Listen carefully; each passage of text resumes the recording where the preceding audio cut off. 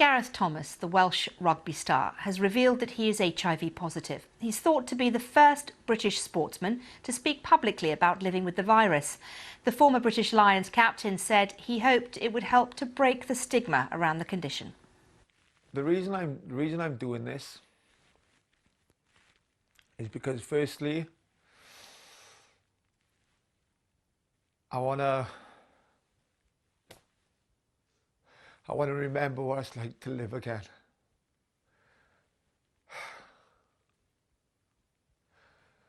I want to remember what it's like to feel free. And by doing that,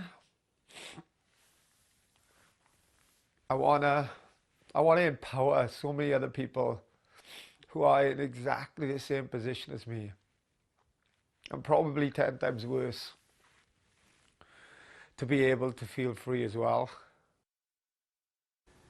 Well, for more on this, we're joined by Martin S. King, who is an HIV/AIDS advocate. He's also written about living with the condition since testing positive in 1985.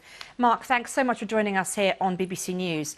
Thank you. Just watching that Gareth Thomas interview, it's so emotional and so sad. And what does it tell us about the stigma surrounding HIV? The stigma that, you know, is incredibly still there so many decades after it first became made, you know, more known to the public.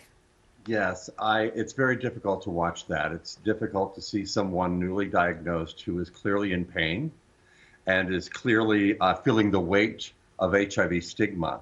You know, I say that even as medical science has improved and those of us living with HIV can now live a normal lifespan, certainly someone who's newly diagnosed today can and probably will.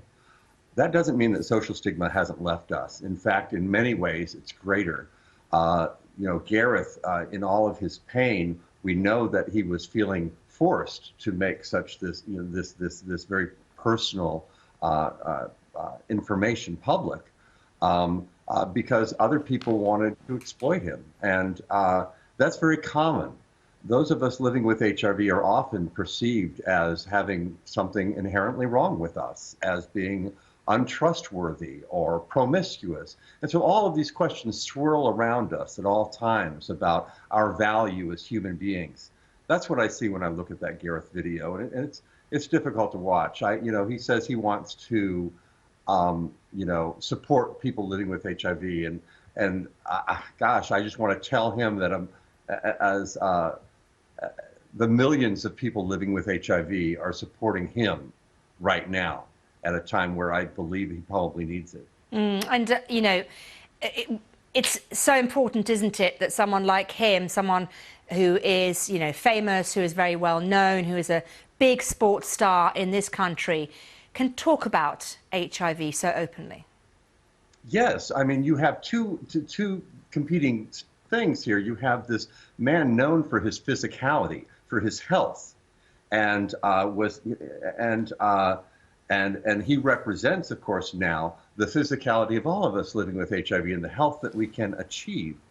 And then you also have that extreme vulnerability because he's face to face with HIV stigma and he's afraid of what might happen. Mark, your story obviously is very interesting because you tested positive with HIV back in 1985. How have things changed, do you think, from then to now? And also, talk me through exactly, you know, where you were in your life when you were diagnosed. I was 24 years old. It was March of 1985. The HIV test, the virus had just been identified. The HIV test had only been released 2 weeks earlier. And I took it. I did because I wanted to know if I might be dead in a couple of years. I lived in West Hollywood, California, one of the epicenters of the epidemic. And it was starting to creep into my social circle. So within really only a few years, I was living in a graveyard. And so to test positive during that time certainly meant facing a death sentence. There's no doubt about it. And I had no reason to believe that I wouldn't be one of those people within a couple of years. I lived life in 2-year increments. That is very different from the life that someone living with HIV, someone diagnosed today, will lead. That we still have had a generation of fear and mortality and ignorance about HIV. And so that's going to be very difficult to overcome. And that's why I see the fear. You know, Gareth talks about having considered suicide and all of these, and how long he had to live when he was diagnosed, which tells us that even among those of us who may be at risk, even within the gay community, a lot of us are not well versed on what it means to live with HIV today. And I think the main message I would like to share is that Gareth already is on successful treatment, and he has rendered his virus undetectable in his body. What we know is that those who have an undetectable viral load, it's called, as do I, we are incapable of transmitting that virus to someone else. And yet, that means that I can protect my partner.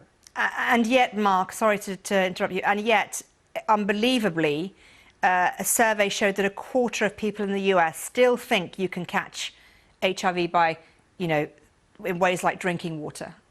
Drinking water, a public bathroom, a pool. You know, I try to be philosophical about this because I have been trying to educate people throughout my life.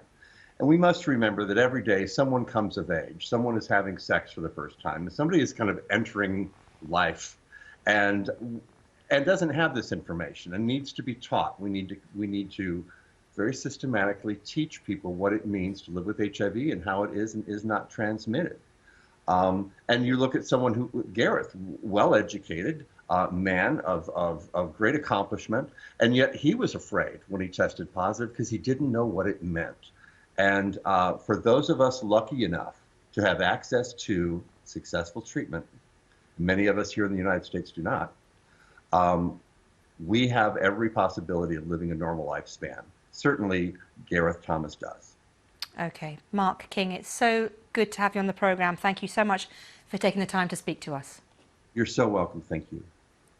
Yeah, inside the papers, actually, I thought I'd draw your attention to the interview with Gareth Thomas in the Sunday Mirror this morning. It's their lead story. Now, his revelation that he is HIV positive comes in a BBC documentary, but he's also done an interview with the Sunday Mirror, and in it he details some of the difficulties that he's had coming to terms with his knowledge of the disease. If I just turn to some of the inside pages, he talks about the fact that when he found out, first of all, it hit him like an express train. I thought I was going to die.